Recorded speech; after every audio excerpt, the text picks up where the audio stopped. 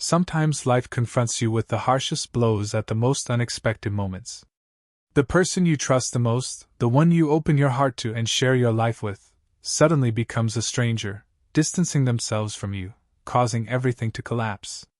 This change comes like a storm. It pulls you in slowly and insidiously, without any warning.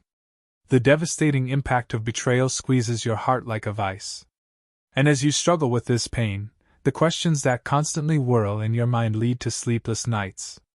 In the beginning, everything seemed so normal that not even a hint of suspicion crossed my mind. My wife Ellie's success at work, her professional relationship with her boss Joel, was reinforced by years of working together. But this seemingly ordinary work relationship would gradually turn into a dark secret. The mysterious late-night work hours, the sudden business trips, and Ellie's growing distance. All these events made it impossible for me to ignore the growing suspicions inside me. And that one message? That was the moment everything was turned upside down, the moment my life took an irreversible path. This story reveals the ruthless face of betrayal and the deep scars left by the pursuit of revenge. But the emptiness that follows? Perhaps that is the most painful lesson of all. Before diving into my story, if you don't want your life to be turned upside down like mine, subscribe to my channel to learn real lessons from the real stories we share every day, just like mine. Also, share your thoughts about the shocking truths I've experienced in the comments, and please show your support by liking my video. Now that you've subscribed, let's dive into my story. It all really started innocently enough. My wife Ellie had been working at a marketing firm for years, and her boss Joel was a well-regarded figure in the industry. I never questioned their relationship at first. After all, it was normal for colleagues to form strong bonds, especially when they spent long hours working together. Joel's charm and prestige in the industry seemed to be a positive influence on Ellie's career. I didn't attribute much significance to their closeness because this was just the nature of the business world. But as time passed, something started to change. Ellie began staying late at the office more frequently, and even started taking sudden business trips that kept her away from home for longer periods. When she returned, she often seemed distant and preoccupied. I brought it up a few times, but she always had a plausible explanation. An important project. A demanding client. It's just work, Ellie would say, with that familiar exhaustion in her eyes. I loved her and wanted to trust her, so I chose to keep my suspicions to myself.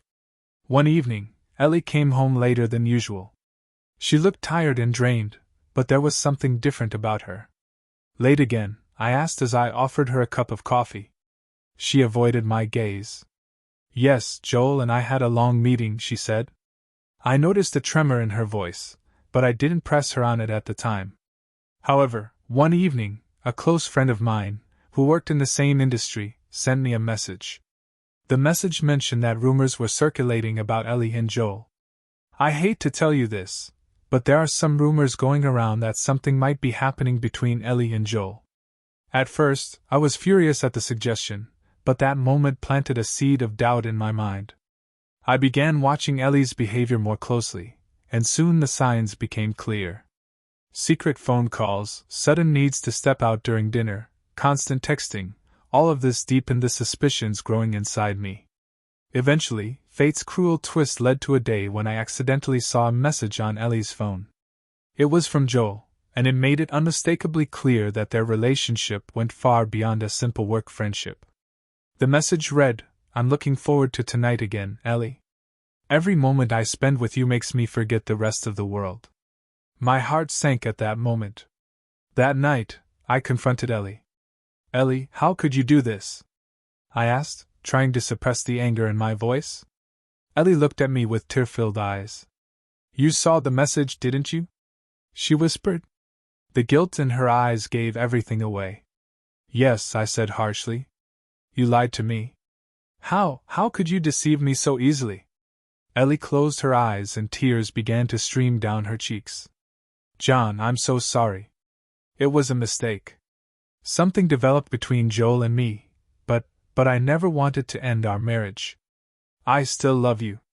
Those words felt like knives stabbing into my heart. "Ellie, those words mean nothing now. How could your love erase this betrayal?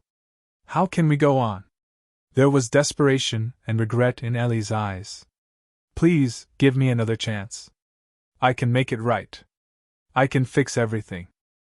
But at that moment, all trust one had in Ellie was shattered. No, Ellie, I said, my voice filled with cold resolve. This marriage ends here. Ellie, wiping away her tears, took a deep breath and looked at me with pleading eyes. John, please. A moment of weakness, a mistake. It can't erase everything we've had together. We can't just throw away all we've built. Ellie's desperation made me pause for a moment, but then the determination in my eyes returned. Ellie, after this, nothing will ever be the same. Once trust is broken, it's nearly impossible to repair. After this final conversation, Ellie quietly packed her things and left the house. Her departure left a void in me, but I knew at that moment that I had made the right decision. The pain of betrayal deepened like a wound, but it also forced me to remain strong. The days that followed were a blur of emotions, each one more overwhelming than the last. I wandered through the house unable to focus, haunted by the memories of happier times. Everywhere I turned, I saw reminders of Ellie. The scent of her perfume lingering in the bedroom, the half-read books on her bedside table, the framed photos of us smiling together on vacations that now felt like distant dreams. One evening, I found myself staring at our wedding photo, my heart aching with the weight of what had been lost. How did we get here? I whispered to the empty room. The silence was deafening, a stark contrast to the life we once shared. As the days turned into weeks, my grief began to harden into something darker. Anger. I couldn't just let Joel walk away from this unscathed. He had not only betrayed my trust, but had also interfered in my marriage, shattering the life I had built with Ellie. It wasn't enough that my marriage was over. I needed him to pay for what he had done. I began to channel my anger into action. I spent hours researching company policies and local laws, determined to find a way to hold Joel accountable. The more I dug, the more I realized that Joel's actions had serious legal implications. His relationship with Ellie had violated several company policies, and I had grounds to sue him for emotional distress and interference with my marriage. Fueled by a sense of justice, or perhaps it was vengeance, I gathered all the evidence I could.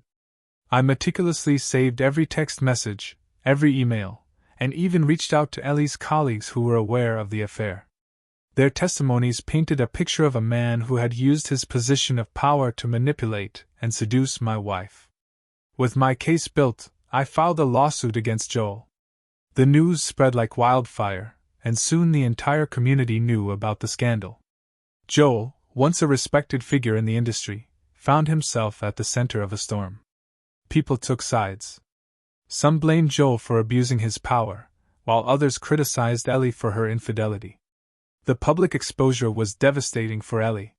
She became the subject of gossip and judgment, her reputation in tatters. Shortly after the news broke, she moved out of our home for good. I had thought that seeing her suffer would bring me some sense of satisfaction, but instead I was left feeling emptier than ever. The revenge I had so desperately sought did nothing to heal the deep wounds left by her betrayal. The lawsuit eventually settled out of court, and while I received a substantial sum, it did little to mend the broken pieces of my life.